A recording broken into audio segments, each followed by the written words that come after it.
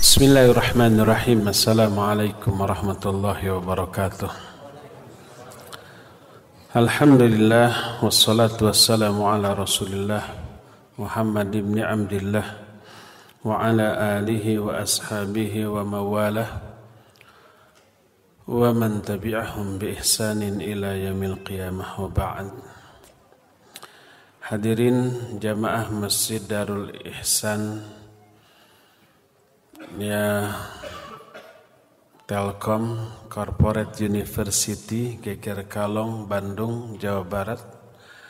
Juga para pendengar baik Radio Roja Cilengsi, Roja Bandung, Roja Lampung, Roja Tanjung Pinang, Pontianak, Berau, Radio Rai Padang, Radio Albayan Cianjur, pemirsa TV Roja, dan para pendengar melalui streaming radio manapun dimanapun Anda berada. Alhamdulillah sore ini kita kembali berjumpa untuk melanjutkan pembahasan Tauhid. Kemarin Jumat yang lalu kita sudah membahas tentang kufur nikmat. Sekarang kita masuki bab baru, yaitu pembahasan tentang ayat yang terdapat dalam Al-Baqarah 22, fala taj'alu lillahi andada wa antum ta'lamun. Janganlah kalian menjadikan tandingan-tandingan bagi Allah padahal kalian mengetahui. Setelah Allah menjelaskan apa-apa yang sebenarnya oleh orang-orang musyrik sudah diakui, diyakini dari perbuatan Allah yang tidak bisa dilakukan oleh selain Allah, seperti menciptakan manusia, menciptakan langit dan bumi, bumi dihamparkan, langit ditata, mengeluarkan hujan, dari air hujan itu menumbuhkan tumbuh-tumbuhan, menghasilkan buah-buahan. Itu semuanya perbuatan Allah yang juga diakui dan diyakini oleh orang-orang musyrik. Setelah Allah mengingatkan mereka tentang kerububiyahan Allah, Allah kemudian menuntut mereka juga untuk memiliki tauhid uluhiyah. Maksud Allah mengingatkan kepada mereka tentang kerububiyahan Allah, artinya Allah mengungkit lagi keyakinan mereka bahwa Allah itu pencipta, Allah yang menjadikan bumi terhampar, Allah yang menjadikan langit tertata, Allah yang menurunkan hujan, menumbuhkan tumbuh-tumbuhan dan menghasilkan buah-buahan. Itu tentang kerububiyahan Allah. Sebagaimana Allah ungkapkan dalam ayat ke-21-nya dari surah Al-Baqarah. Kata Allah, alladzi khalaqakum walladzina min qablikum la'allakum tattaqun alladzi ja'ala lakumul arda firasya was samaa'a binaa'a wa anzala minas samaa'i maa'a fa akhraja bihi minats thamarati rizqan lakum. Terus fala taj'alu lillahi andadan wa antum ta'lamun. Kata Allah, Allah lah yang telah menciptakan kalian. Menciptakan ini adalah rububiyah Allah. Dan juga menciptakan orang-orang sebelum kalian. Ini juga rububiyah Allah. La'allakum tattaqun, agar kalian bertakwa kepadanya. Makna agar kalian bertakwa ini uluhiyah, takwanya kepada Allah. nyembahnya kepada Allah, ibadahnya kepada Allah, karena Allah yang telah menciptakan kalian. Allah pula yang telah menjadikan bumi ini terhampar. Allah juga yang telah menjadikan langit ini tertata. Allah juga yang telah menurunkan dari langit air hujan. Allah juga yang mengeluarkan buah-buahan sebagai rizki bagi kalian. Ini semua rububiyah. Rububiyah Allah itu artinya meyakini Allah lah yang menciptakan, Allah lah yang mengatur seluruh alam. Ini yang disebut dengan keyakinan rububiyah. Maka fala taj'alu lillahi andadan wa antum ta'lamun, maka jangan kalian menjadikan tandingan-tandingan dalam hal ibadah bagi Allah padahal kalian mengetahui. Jadi semua orang yang meyakini kerububiyahan Allah, mestinya orang itu tidak menyembah, tidak beribadah kecuali kepada Allah, karena tidaklah layak diibadati, tidaklah layak disembah sesuatu yang tidak bisa menciptakan dan mengatur seluruh alam ini. Tidaklah boleh disembah kecuali yang mampu menciptakan dan mengatur ciptaannya. Oleh karena itu, dalam ayat ini Allah menggunakan lafaz fala taj'alu. Fa ini menunjukkan tafri' dan sababiyah. Tafri' itu membuat fara' itu cabang, dan maknanya sababiyah, sebab. Jadi tauhid al-uluhiyah, penyembahan kepada Allah, sebagai cabang dari rububiyah. Rububiyah sebagai sebab lahirnya al-uluhiyah. Karena seseorang meyakini Allah lah satu-satunya pencipta, Allah lah satu-satunya pengatur alam ini, yang menghamparkan bumi, yang menata langit, yang menurunkan air hujan, yang menumbuhkan tumbuh-tumbuhan. Ini sebab. Maka dari sebab ini lahir fara', cabang dari sebab ini, yaitu penyembahan hanya kepada Allah. Maka makna fala taj'alu lillahi andadan fabisababi dzalik la taj'alu lillahi andada. Karena sebab-sebab tadi, karena sebab Allah yang menciptakan, Allah yang mengatur alam, Allah yang menghamparkan bumi, maka sebab itu janganlah kalian membuat tandingan bagi Allah dalam hal ibadah. Sebagaimana Allah pun tidak memiliki tandingan, serikat, sekutu, partner di dalam hal menciptakan dan mengatur alam. Allah tidak memiliki partner, tidak memiliki kongsi, tidak memiliki serikat, tidak memiliki sekutu, tidak memiliki kawan di dalam apa? Menciptakan dan mengatur alam jagat raya ini. Allah esa dalam hal itu. Karena Allah esa dalam hal penciptaan, pengaturan alam, maka dia pun harus diesakan dalam hal peribadatan. Huruf la, fala taj'alu, disebutnya la nahi. La nahi itu la yang melarang. Sehingga fala taj'alu lillahi andadan, artinya janganlah kalian menjadikan tandingan bagi Allah dalam hal ibadah, sebagaimana kalian pun tidak meyakini adanya tandingan bagi Allah dalam hal rububiyah. Dalam hal rububiyah Mereka meyakini Allah itu satu-satunya. Wa in sa'altahum man khalaqas samawati wal ard la yaqulunna Allah.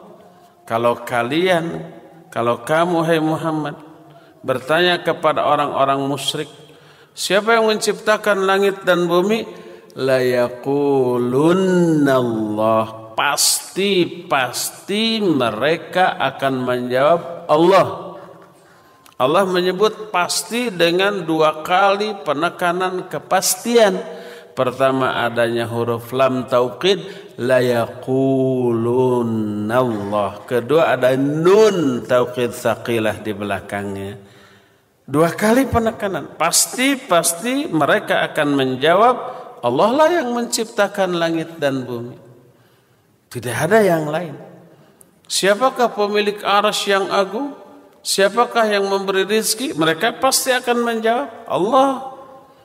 Mereka meyakini kerububiyahan Allah. Mereka memiliki tauhid ar-rububiyah terhadap Allah. Maka sebagaimana kalian tidak menjadikan tandingan bagi Allah dalam hal rububiyah, maka jangan pula kalian menjadikan tandingan bagi Allah dalam hal al-uluhiyah, dalam hal penyembahan. Kenapa dalam hal rububiyah ngaku Allah satu-satunya yang menciptakan, yang mengatur rizki, mengatur alam, tapi dalam hal ibadah kok Allah diduakan, ke Allah nyembah, ke yang lain juga nyembah. Ini enggak fair, enggak adil. Wa aidan la taj'alu lahu andadan fi asma'ihi wa sifatihi. Juga janganlah kalian menjadikan tandingan Allah dalam hal nama dan sifat. Nama Allah dan sifat Allah asa juga. Laisa kamitslihi syai'un. Allah itu tidak ada yang menyerupainya dalam hal sifat. Betul Allah melihat dan mendengar, makhluk juga melihat dan mendengar. Makna melihat, makna mendengarnya sama. Apanya yang beda? Hakikat dan kaifiat melihat dan mendengarnya tidak sama. Bagaimana mendengar kita? Kita tahu begini mendengar kita. Bagaimana mendengar Allah? Wallahu a'lam, laisa kamitslihi syai'un.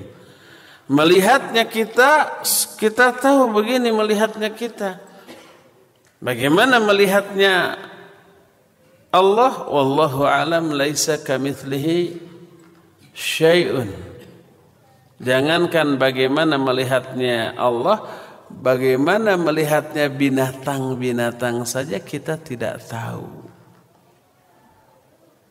Umpamanya ular, bagaimana ular bisa melihat? Nggak tahu. Apakah ular kan punya mata ya? Ada tuh kelihatan matanya. Apakah mata di sana benar-benar berfungsi melihat untuk mengetahui? Lalu apa fungsi lidah yang selalu menjulur-julur, kemudian setiap menjulur disambungkan ke hidungnya untuk disampaikan ke otaknya? Wallahu alam gimana? Cara melihat, mendengar dan mengetahui binatang yang lain aja kita nggak tahu yang sebenarnya. Apalagi cara melihat, mengetahui dan mendengarnya Allah Azza wa Jalla. Sama hanya dalam hal arti melihat dan arti mendengar.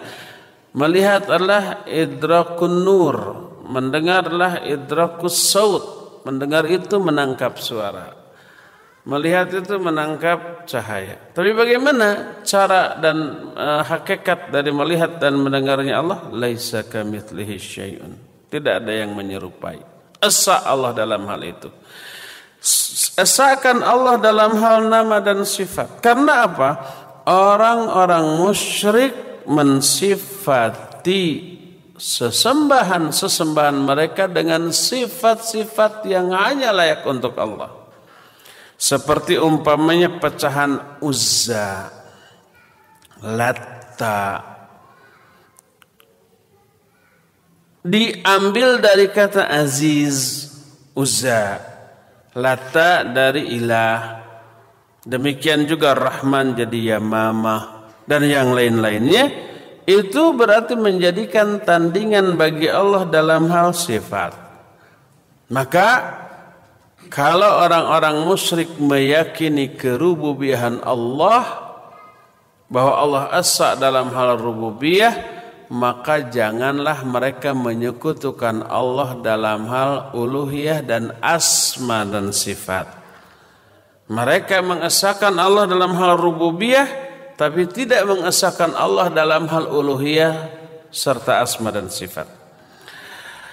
Adapun makna andad, andad itu jamak dari nid. Makna nid adalah asyabih wan nadhir. Nid itu yang serupa atau yang sebanding. Dan yang dimaksud tandingan nid adalah dalam hal ibadah. Fala taj'alu lillahi andadan. Janganlah kalian jadikan bagi Allah tandingan dalam hal ibadah. Kepada Allah ya menyembah, tapi kepada selain Allah juga menyembah. Ada tandingan bagi Allah dalam hal penyembahan, maka itulah yang dilarang di dalam ayat ini. Adapun wa antum ta'lamun, padahal kalian mengetahui. Kalimat wa antum ta'lamun ini jumlah atau kalimat dalam posisi nasab, sebab dia sebagai hal bagi fa'il. Ini istilah nahu semua. Bagi yang pernah belajar nahu, minimal dia remang-remang tahu. Bagi yang belum pernah, selamat liur bin pusing. Mau memahami Quran tanpa memahami nahu nggak bisa tuh ya. Sampai-sampai istilah-istilah dalam ilmu nahu nggak bisa diterjemahkan. Diterjemahkan sudah beda makna. Hal itu artinya keadaan. Nasab nggak bisa diterjemahkan. Itu sebuah kedudukan. Kalau diterjemahkan nasab itu tegak, ya beda lagi. Seperti fathah, kasroh, apalagi dhammah, sukun, itu istilah-istilah yang apabila diterjemahkan sudah beda mana. Fathah itu artinya apa? Membuka ya. Kasroh itu artinya pecah. Dhammah itu artinya ngumpul. Sukun itu artinya apa? Tenang atau cenderung. Itu sudah beda lagi kalau diterjemahkan. Itu mah istilah aja ya. Wa antum ta'lamun, kalimat ini kalimat yang menerangkan keadaan si pelaku. Pelaku apa? Pelaku menjadikan tandingan bagi Allah. Kata Allah, wala taj'alu lillahi andadan.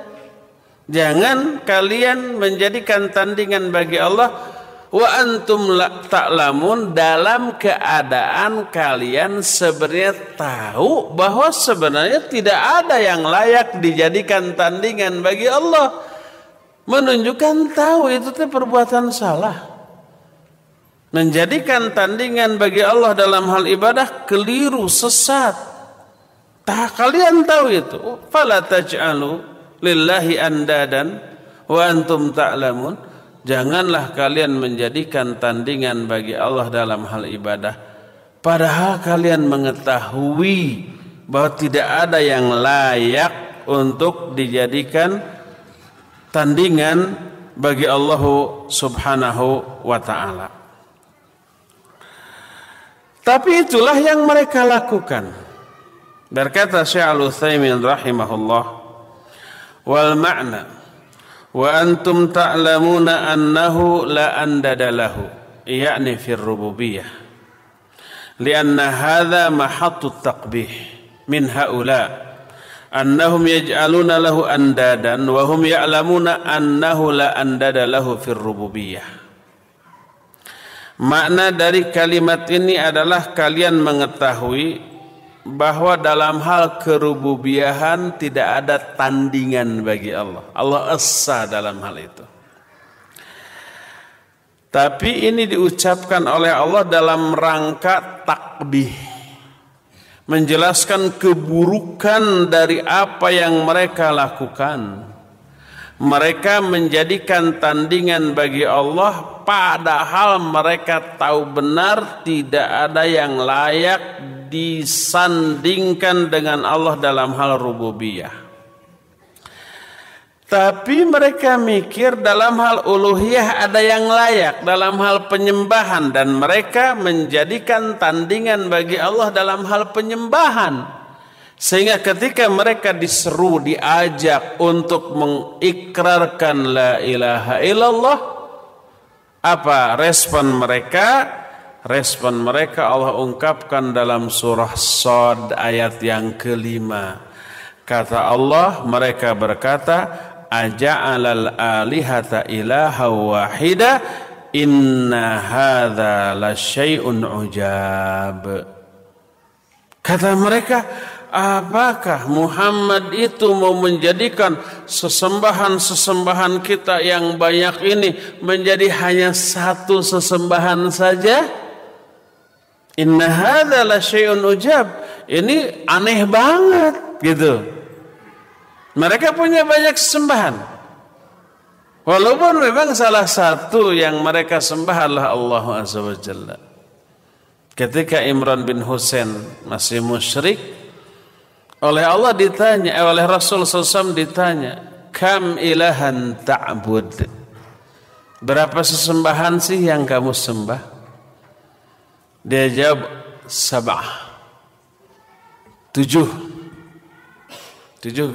7 gini, 7. Wahid fis sama wasitah fil ard. 1 yang ada di langit, maksudnya siapa?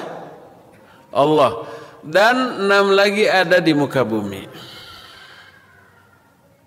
Hebat tuh, sesembahannya 6. Salah satu di antara Allah yang ada di langit.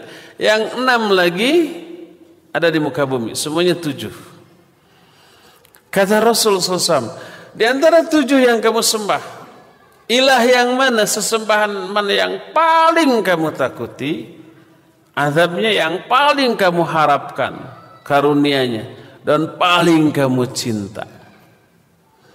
Dia menjawab, alladzi fis sama, yang ada di langit.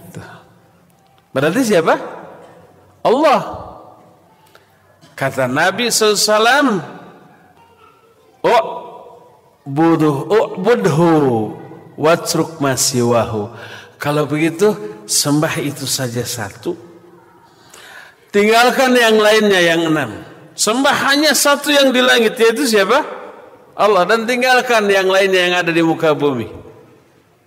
Akhirnya dia masuk Islam, karena logis, rasional, masuk akal ya. Akhirnya dia menjadi seorang muslim. Jadi orang-orang musyrik memiliki banyak sembahan. Ketika Nabi SAW menyuruh mereka, qul la ilaha illallah, katakan oleh kalian la ilaha illallah. Apa respon mereka? Aja'alal alihata ilaha wahida. Apakah Muhammad ini mau menjadikan sesembahan kita yang banyak ini hanya 1 sesembahan saja? Kenapa mereka merespon demikian? Sebab mereka tahu konsekuensi dari la ilaha illallah. Kalau orang sudah mengatakan la ilaha illallah, berarti sesembahannya tidak boleh lebih dari 1. La ilaha, tidak ada sesembahan yang hak, yang sebenarnya illallah, kecuali hanya Allah satu-satunya. Mereka tidak keberatan menyembah Allah, karena selama ini juga mereka menyembah Allah. Yang mereka keberatan apa? Meninggalkan sesembahan-sesembahan lainnya selain Allah. Itu keberatan itu. Makanya respon mereka, apakah Muhammad mau menjadikan ilah kita yang banyak, sesembahan kita yang banyak menjadi 1 ilah saja, yaitu Allah? Inna hadza la syai'un ujab. Aneh banget ini. Makanya mereka tidak mau. Sebagaimana orang-orang zaman sekarang salat suka, minta berdoa kepada Allah suka ya, ke kuburan juga suka, minta-minta juga ke arah-arah orang-orang yang sudah mati suka gitu ya. Minta ke para malaikat suka dilakukan, kepada Rasul sallallahu alaihi wasallam yang sudah meninggal juga suka. Oleh karena itu ketika kita mengajak mereka, yuk ibadah kepada Allah. Kami juga selama ini sholat ibadah kepada Allah. Tapi ketika kita mengatakan, tinggalkan tuh kuburan, tinggalkan ruh-ruh orang yang sudah mati, jangan diminta. Nah ini baru masalah ya. Tidak ada bedanya dengan orang-orang pada zaman dahulu. Ketika mereka bertalbiyah haji atau umroh, mereka juga haji dan umroh. Karena syariat haji dan umroh sudah ada sejak lama sebelum Islam datang. Cuma lafaz talbiyahnya beda. Tata caranya juga beda. Tawaf sama tawaf, muterin Ka'bah 7 balikan. Tapi mereka telanjang. Karena mereka berkeyakinan tawaf itu harus suci. Benar enggak?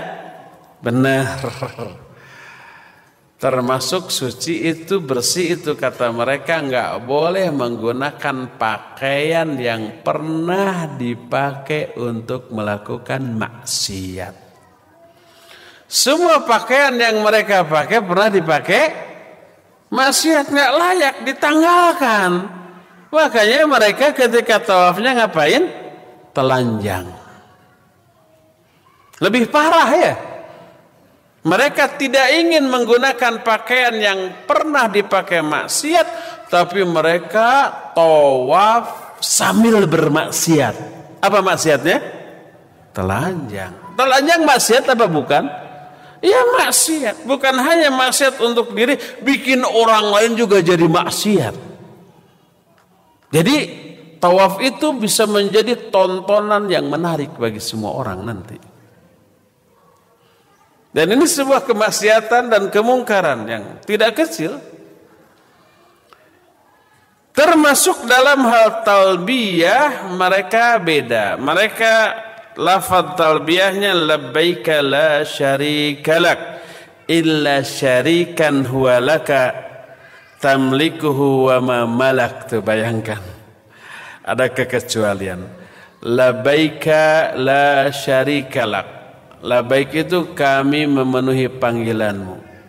La syarikalak, tidak ada sekutu bagimu, illa syarikan huwalak, kecuali syarikat yang memang milikmu, tamlikuhu wa ma malak, yang engkau miliki dia. Jadi kata dia tetap tidak ada sekutu, tidak ada saingan kecuali saingan yang engkau miliki.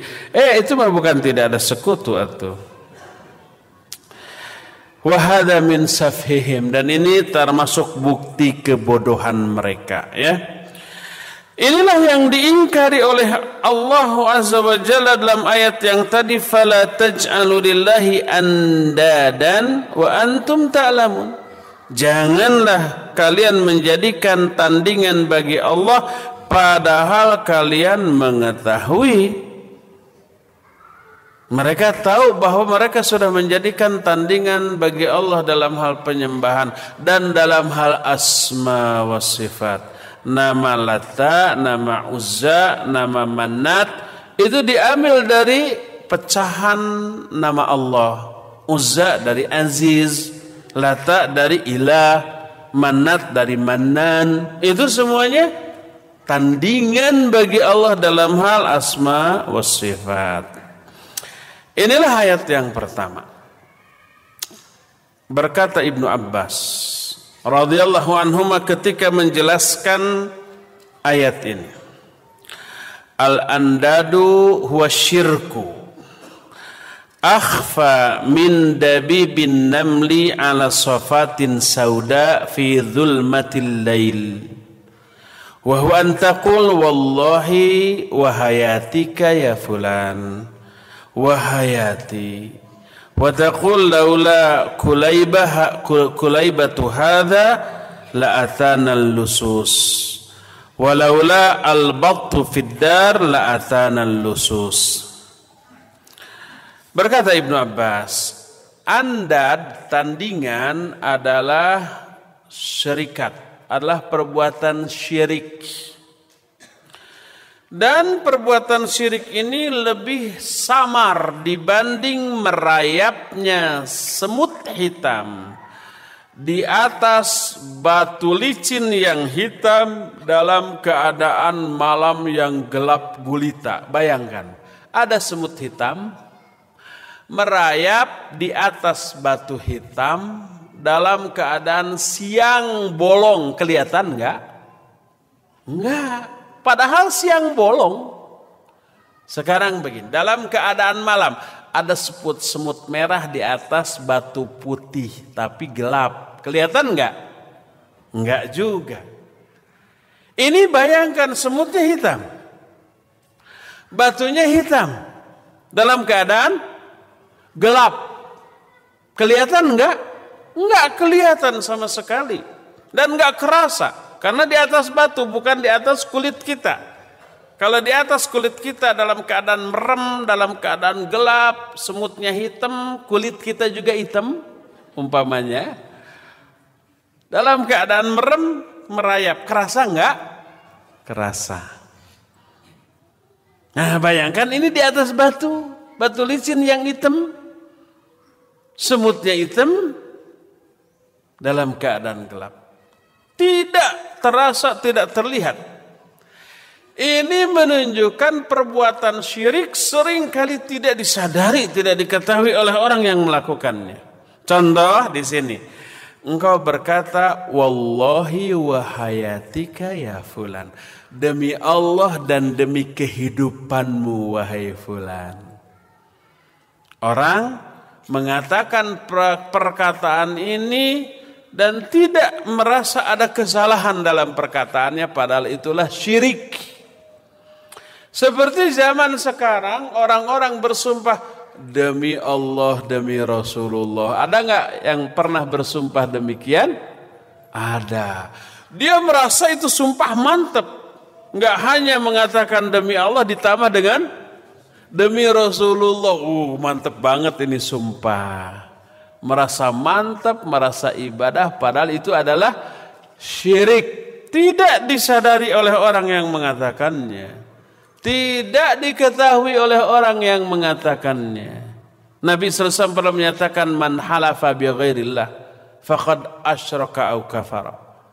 Siapa orang yang bersumpah dengan menyebut nama selain Allah, dia telah syirik atau telah kufur.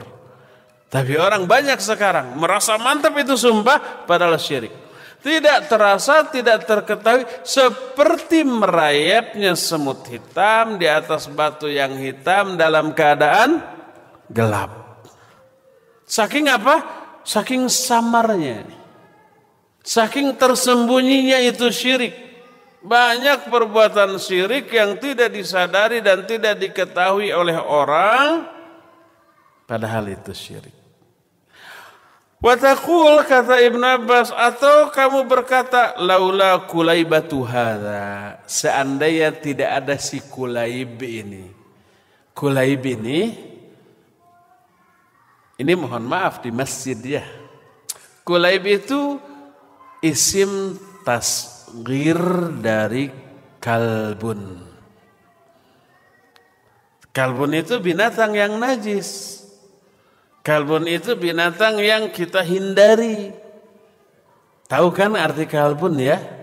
Tapi saya nggak tega menyebutnya. Gogog bahasa Sunda namanya. Rada halus mengesan.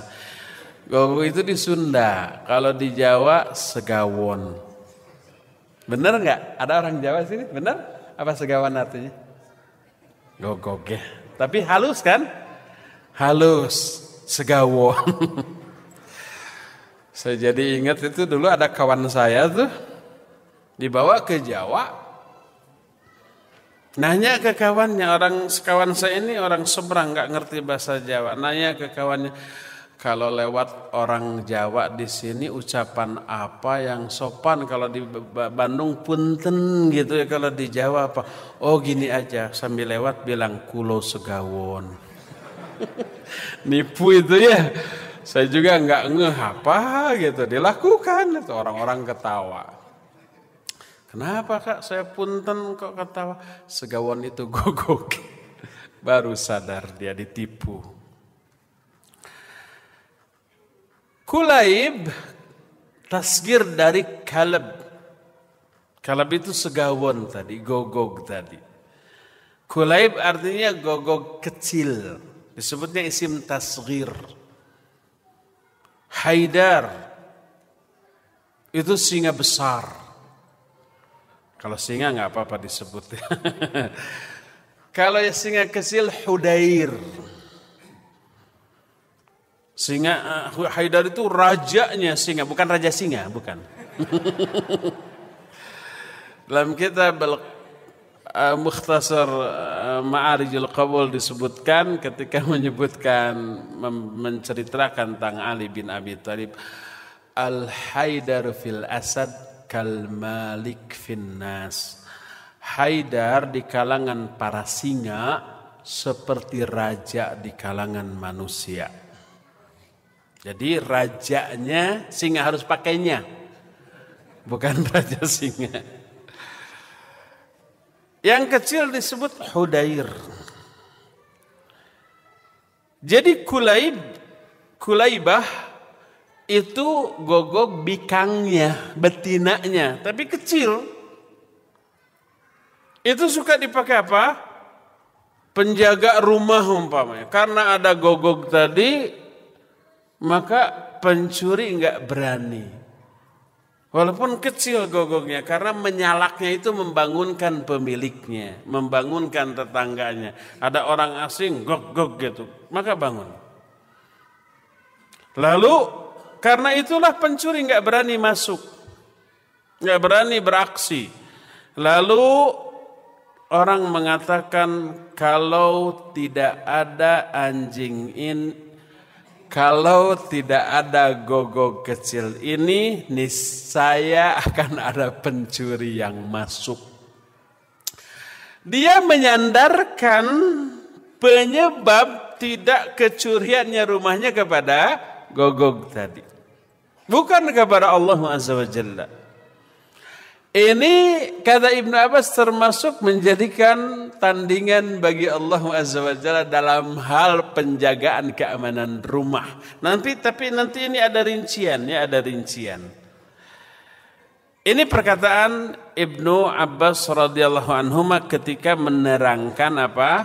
Menerangkan ayat tadi. Yuk kita bahas satu kalimat demi satu kalimat dari perkataan Ibnu Abbas tadi. Qauluhu wa qala Ibnu Abbas fil ayah ay fi tafsiriha. Perkataan muallif yang menyatakan telah berkata Ibnu Abbas ketika menerangkan ayat ini, maksudnya ketika menafsirkan ayat ini. Fala taj'alu lillahi andadan wa antum ta'lamun. Kata Ibnu Abbas huwa syirku, ini adalah perbuatan syirik. Ya. Ini tafsir dari Ibnu Abbas. Tapi tafsir ini ada dua maksud.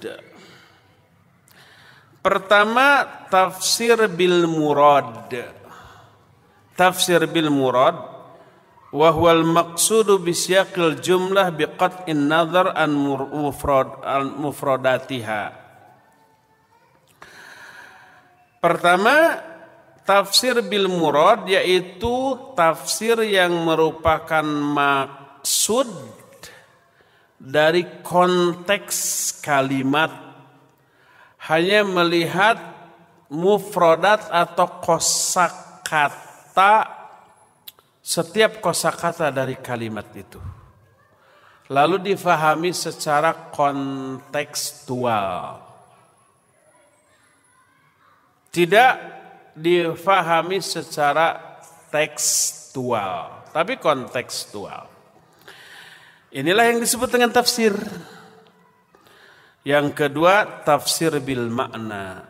Tafsir bil makna itu adalah yang merupakan terjemahan lafziyah, itulah intinya. Terjemahan lafziyah itu menerjemahkan lafaz per lafaz atau kata per kata.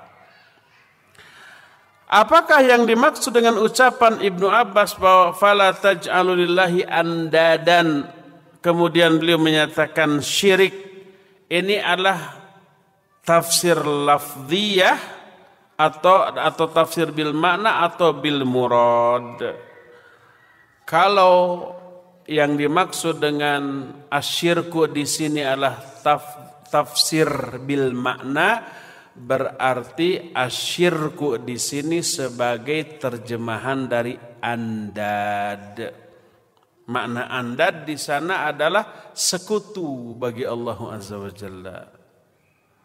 Janganlah kamu jadikan andad bagi Allah, artinya janganlah kamu jadikan sekutu, serikat bagi Allah. Ini yang pertama.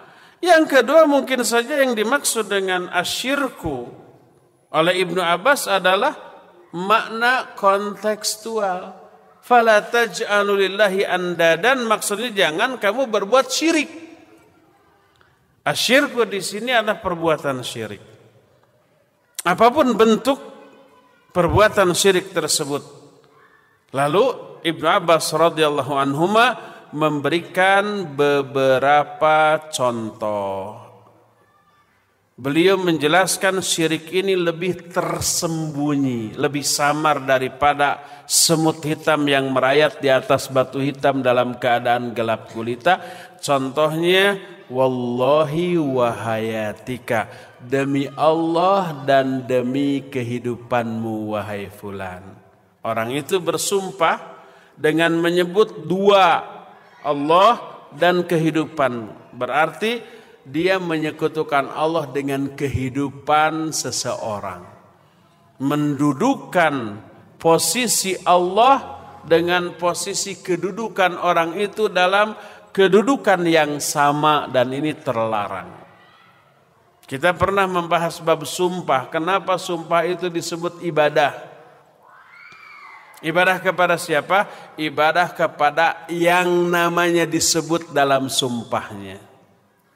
Seperti kita bersumpah demi Allah.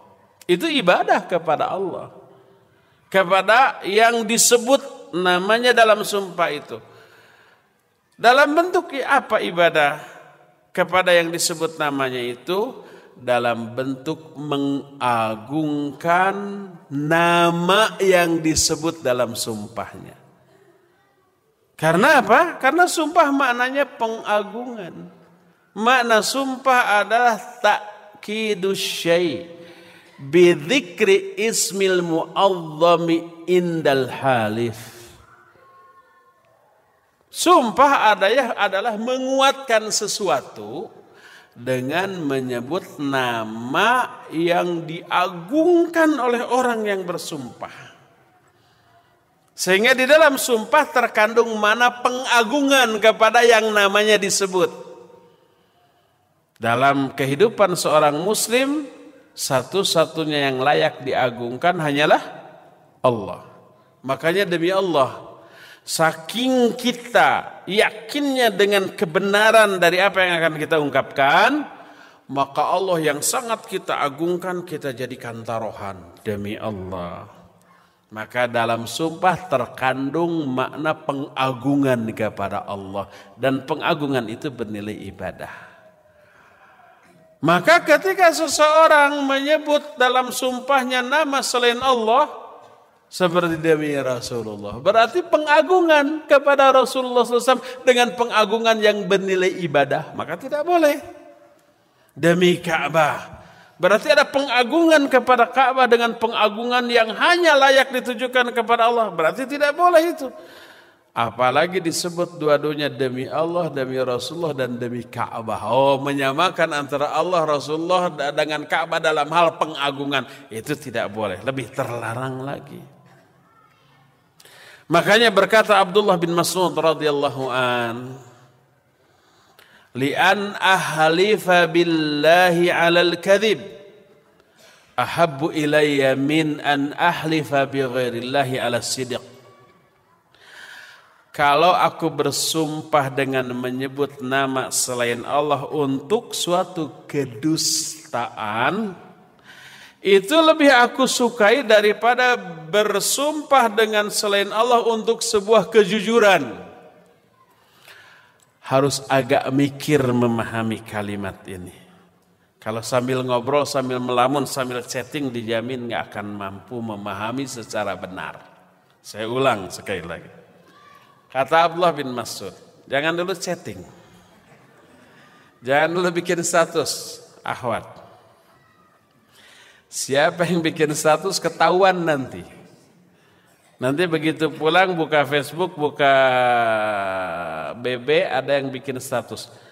Lagi menyimak kajian. Jam berapa ini? Oh jam 5:15. Oh ternyata tadi itu bikin status tuh. Ya. Ulangi. Kata Abdullah bin Mas'ud, kalau aku bersumpah dengan menyebut nama Allah untuk sebuah kedustaan, itu lebih aku sukai daripada bersumpah dengan menyebut nama selain Allah untuk sebuah kejujuran. Contoh. Umpamanya ini kita dari kampung, dari Bandung. Tapi Bandungnya Bandung nyingcet. Diskotik. Di sisi kota saeutik. Selacau. Kampung gitu ada gunung.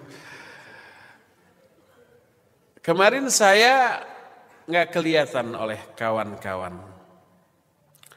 Padahal ada di rumah, nggak kemana-mana, tidur aja. Kemarin nggak kelihatan kemana, biar keren. Kemarin saya ke Jakarta. Jujur apa bohong? Bohong. Padahal saya ada di rumah umpamanya. Ya. Masa? Demi Allah saya ke Jakarta. Di sini ada dua perbuatan. Perbuatan pertama bersumpah, perbuatan keduanya berdusta. Sumpahnya benar apa salah? Benar, karena sumpahnya dengan menyebut nama Allah. Benar sumpahnya. Tapi sumpah yang benar ini dipakai mendukung sebuah maksiat, yaitu sebuah kedustaan. Perbuatan ini haram apa halal? Haram. Haram. Maksiat apa syirik? Maksiat karena dusta. Tidak mengandung unsur syirik sebab sumpahnya benar. Jadi bersumpah dengan menyebut nama Allah untuk sebuah kedustaan. Itu dosa, maksiat. Kata Abdullah bin Mas'ud, itu lebih aku sukai. Maknanya dosanya lebih ringan dibanding yang kedua ini nih. Bersumpah dengan menyebut nama selain Allah walaupun untuk sebuah kejujuran. Kamu kemarin kok gak kelihatan kemana? Ada aja di rumah. Ini jujur apa bohong? Jujur. Masa? Demi Rasulullah saya ada di rumah. Apanya yang salah? Sumpahnya menyebut nama selain Allah dalam sumpahnya. Dosanya dosa jenis apa? Syirik di bidang rububiyah. Di bidang uluhiyah yaitu pengagungan. Walaupun sumpah yang keliru itu dipakai untuk mendukung sebuah kejujuran. Yang kedua ini syirik. Yang pertama ini maksiat, dan maksiat lebih enteng dosanya daripada syirik. Maka kata Abdullah bin Mas'ud, kalau aku bersumpah dengan menyebut nama Allah untuk sebuah kebohongan, lebih aku sukai daripada bersumpah menyebut nama selain Allah untuk sebuah kejujuran. Maknanya dosanya lebih kecil. Tapi ini bukan berarti Abdullah bin Mas'ud menganggap itu baik, jelek. Jangan sampai salah paham, kata Abdullah bin Mas'ud juga. Boleh tuh bersumpah dengan menyebut nama Allah untuk mendukung sebuah kebohongan. Enggak begitu maknanya. Tapi ini komparasi perbandingan. Dosanya lebih ringan daripada dosa bersumpah menyebut nama selain Allah untuk sebuah kejujuran. Ya itu maknanya. Berkata Abdullah bin Abbas, contoh kamu berkata demi Allah dan demi kehidupanmu. Ini syirik. Karena apa? Karena menyamakan Allah antara Allah dengan kehidupan seseorang dalam hal pengagungan. Dan ini samar dalam pandangan manusia. Banyak manusia yang tidak tahu, ya. Ikhwah azanillahu wa iyyakum. Pembahasan ini belum selesai, tapi waktunya sudah habis untuk menjelaskan. Waktu yang tersisa tinggal ada untuk bertanya jawab. Kita cukupkan dulu sampai di sini. Insya Allah kelanjutan bahasan ini akan kita teruskan Jumat yang akan datang. Sekarang kita masuki sesi tanya jawab kepada Akhi Abdul Ghaffar di Cilengsi. Dipersilakan untuk memandu tanya jawab dengan para pendengar atau pemirsa. Alhamdulillahirabbil alamin. Wassallallahu ala nabiyina Muhammadin wa ala alihi wa ashabihi wasallam. Silakan Akhi Abdul Ghaffar. Jazakumullahu khairan. Terima kasih atas bahasan materi kajian di kesempatan sore hari ini. Seperti yang disampaikan, kita masuk ke sesi tanya jawab pendengar maupun pemirsa Roja di manapun Anda berada.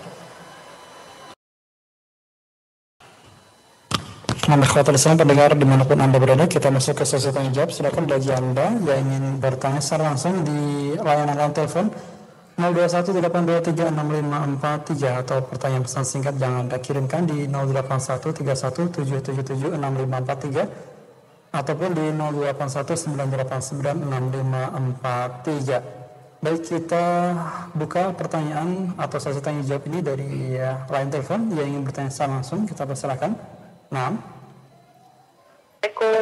Waalaikumsalam warahmatullahi wabarakatuh. Siapa di mana? Dengan Lila dari Jakarta. Ibu Lila, silakan Ibu. Iya, saya mau tanya, kalau soal asuransi itu kan kita di samping ribanya gitu ya, itu kita artinya saya pernah baca bahwa itu tidak bertawakal kepada Allah karena kita lebih percaya kalau ada apa-apa sudah ada asuransi yang akan membantu kita gitu. Ya. Yang saya tanya, apakah itu termasuk syirik juga? Baik, jazakallahu khair untuk Ibu Lila, ditunggu jawabannya. Ya. Silakan Ustaz. Bisa diulang Abdul Ghaffar, pertanyaan kurang ketangkap. Ibu Lila yang bertanya berkenaan dengan asuransi Ustaz. Di samping itu memang hal yang riba, bahwa asuransi itu membuat seorang untuk tidak bertawakal kepada Allah, Ustaz. Hukum Apakah asuransi. dengan hal ini termasuk syirik? Hukum asuransi. Iya, dapat didengar suara? Ini, Ustaz. Nah. Iya. Asuransi kaitannya dengan tauhid gitu. Iya, adanya asuransi menghindarkan kita dari tawakal kepada Allah. Apakah berarti ini syirik, Ustaz? Iya. Pertanyaan tentang apakah kalau orang ikut asuransi berarti tidak bertawakal kepada Allah Azza wa Jalla. Ya, baik. Pertama Bu, kita tidak membahas hukum asuransinya ya.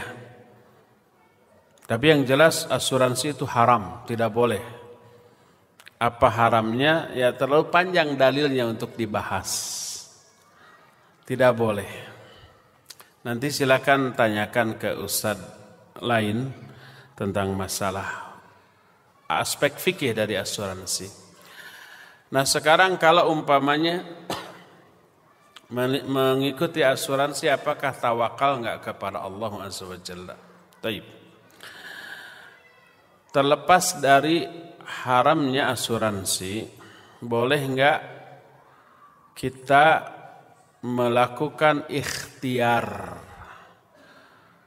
untuk membuat masa depan ekonomi kita itu secara logis, rasional, ilmiah, realistis lebih baik dengan melakukan perkara-perkara yang dibolehkan secara syariat. Anggaplah bukan asuransi, anggaplah dengan cara nabung uang. Anggaplah dengan cara investasi di sebuah usaha yang legal dan boleh secara syar'i. Apakah itu tidak bertolak belakang dengan tawakal? Iya. Sudah dijelaskan tawakal tidak bertolak belakang dengan ikhtiar.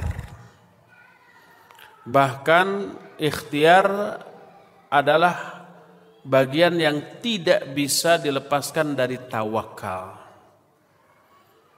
Ikhtiar dulu, setelah ikhtiar barulah tawakal. Ya. Sehingga kalau seseorang tawakal tapi tidak ikhtiar, maka bukanlah tawakal namanya. Seperti contoh umpamanya kita memarkir mobil. Kita sudah cari tempat yang aman, dekat dengan pos satpam. Sudah dikunci. Kemudian stangnya juga dikunci. Ada alarm lagi. Untuk memastikan kita bilang ke satpam, Pak Satpam titip ya. Sudah ikhtiar maksimal lalu kita hasilnya serahkan kepada Allah. Itulah tawakal. Kalau pas kita pulang ternyata hilang, tercuri, maka itulah takdir Allah Azza wa Jalla setelah kita ikhtiar maksimal. Tapi kalau umpamanya seseorang parkir mobil di pinggir jalan tidak ada penjagaan, kuncinya simpan saja di sana. Di dashboardnya kelihatan dari luar. Nggak perlu dikunci. Kalau ini rezeki kita nggak akan ada yang nyuri. Kalau ada yang nyuri berarti bukan rezeki kita. Biarkan kita tawakal kepada Allah. Itu bukanlah tawakal. Karena tidak disertai dengan ikhtiar. Jadi tawakal harus dilakukan setelah kita ikhtiar maksimal. Termasuk tentang masa yang akan datang. Kita memiliki rezeki yang lebih. Zakat sudah kita keluarkan. Infak dan sedekah sudah. Masih ada uang yang tersisa kita simpan. Untuk besok lusa, sebulan lagi, setahun lagi dan seterusnya. Sebab besok lusa belum tentu kondisi ekonomi negara bisa seperti ini. Mungkin tambah parah, tambah terpuruk sehingga susah, maka kita sudah siapkan simpanan. Disimpan di tempat yang aman dengan cara yang tidak bertolak belakang dengan syariat, maka itu termasuk ikhtiar yang kita lakukan tanpa menafikan tawakal. Oleh karena itu, kalau ikhtiarnya ikhtiar yang rasional, yang realistis, yang logis, ya, berdasarkan perhitungan dan cara ikhtiarnya tidak bertolak belakang dengan syariat, maka ikhtiar itu tidak menafikan dan tidak bertolak belakang dengan tawakal kita. Adapun kalau ikhtiarnya dengan cara yang tidak disyariatkan atau yang dilarang secara syar'i seperti mengikuti asuransi, maka itu ikhtiar yang diharamkan sekalipun tidak bertolak belakang dengan tawakal kita, ya. Demikian ibu yang barusan bertanya, wallahu a'lam bishawab. Silakan. Semoga dapat dipahami untuk Ibu Dita dan bermanfaat untuk kita semua. Kemudian pertanyaan dari pesan singkat kita bacakan, ada Bapak Tiono di Riau. Assalamualaikum Ustaz, apakah penambahan sayyidina ya dalam bersolawat termasuk menjadikan tandingan bagi Allah Ustaz? Nah, apa katanya? Lafaz sayyidina dalam hal solawat. Bolehkah kita menambahkan lafaz sayyidina ketika kita bersolawat?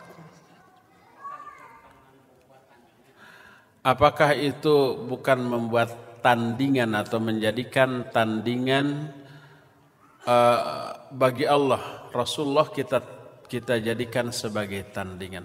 Ya, pertama, lafaz sayyidina tidak mengandung makna ghullu, dibolehkan. Karena lafaz ini juga dipakai oleh para sahabat. dan oleh para ulama. Di antaranya perkataan Ummu Darda radhiyallahu anha. Kata Ummu Darda, akhbaroni sayyiduna bi anna Rasul sallallahu alaihi wasallam qala kadza wa kadza wa kadza. Telah memberitakan kepadaku sayyidku bahwa Rasul sallallahu alaihi wasallam berkata demikian. Hadis ini sahih riwayat Imam Muslim. Yang dimaksud sayyiduna, sayyidi adalah suaminya yaitu Abu Darda. Berkata Imam An-Nawawi rahimahullah dalam kitab Syarah Sahih Muslim, wa fi hadzal hadis dalilun ala jawazi qauli sayyidina li zauj. Hadis ini menjadi dalil bahwa dibolehkannya mengatakan sayyid kepada suami. Di dalam lafaz sayyid tidak terkandung pengkultusan yang berlebihan sehingga dibolehkan. Oleh karena itu tidak terlarang kita mengatakan sayyidina kepada Nabi SAW selama itu tidak di dalam doa-doa yang muqayyad. Seperti di dalam ceramah kita menyatakan Allahumma sholli wa sallim ala nabiyina wa sayyidina wa habibina wa maulana wa uswatina wa qudwatina Muhammadin sallallahu alaihi wasallam.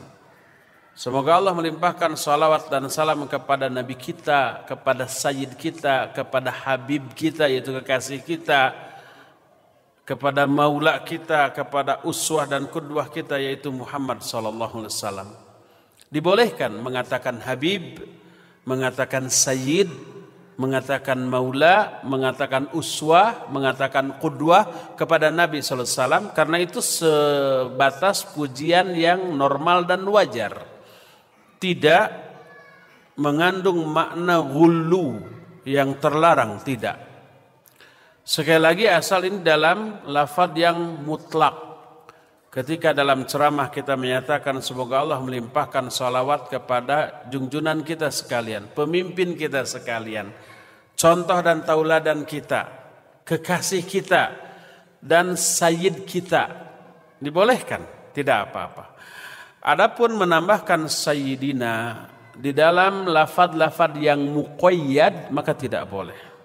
Seperti umpamanya ketika azan, ya, wa asyhadu anna sayyidana Muhammadar Rasulullah pakai sayyidana. Atau ketika tahiyat, ya, itu lafaz yang muqayyad dalam salat. Allahumma sholli ala Muhammad, ini kemudian kita tambah sayyidina. Atau ketika membaca Al-Qur'an yang ada lafaz Muhammad, umpamanya dalam surah Al-Fath ayat yang terakhir, Muhammadur Rasulullah kita tambah Sayyiduna Muhammadur Rasulullah gitu. Atau dalam qomat Allahu Akbar asyhadu alla ilaha illallah wa asyhadu anna sayyidana. Karena itu lafaz-lafaz itu lafaz yang muqayyad yang sudah diajarkan dari sononya oleh Nabi sallallahu alaihi wasallam, dilakukan oleh para sahabat, ya. Apakah orang yang qomat Bilal umpamanya atau Ibnu Ummi Maktum dalam azan dalam qomat menambahkan sayyidana? Sama sekali tidak, ya. Maka lafaz yang muqayyad tetaplah dalam kemuqayyadannya, tidak boleh ditambah dengan lafaz baik sayyidina atau maulana atau habibina atau yang lain-lainnya. Adapun di dalam lafaz yang mutlak, kita dalam berdakwah, dalam berpidato, di dalam obrolan menambahkan, ya semoga Allah melimpahkan salawat dan salam kepada Habib kita, imam kita, sayyid kita, maula kita, uswah kita itu Muhammad sallallahu alaihi wasallam, maka itu dibolehkan. Jadi intinya lafaz sayyid tidak mengandung pengkultusan dan dibolehkan diucapkan kepada Nabi kita Muhammad sallallahu alaihi wasallam dalam lafaz-lafaz yang mutlak. Adapun dalam lafaz yang muqayyad maka tidak boleh. Ya, sudah habis waktunya sampai di sini. Kita akan berjumpa kembali hari Jumat yang akan datang. Mohon maaf waktunya waktunya sangat terbatas. Wa sallallahu ala nabiyina Muhammadin wa ala alihi wa ashabihi wasallam. Wassalamualaikum warahmatullahi wabarakatuh.